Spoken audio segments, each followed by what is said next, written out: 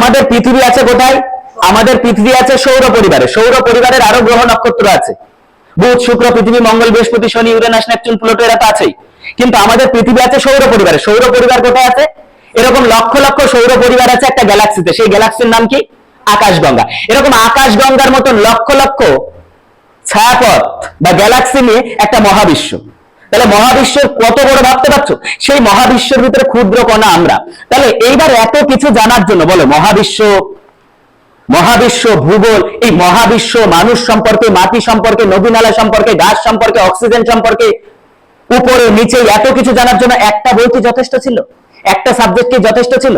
না।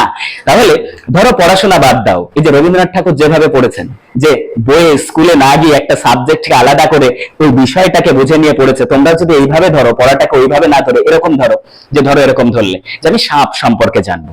সাপ তাহলে কিসের বিষয় বলো তো? ইতিহাস না ভূগোল?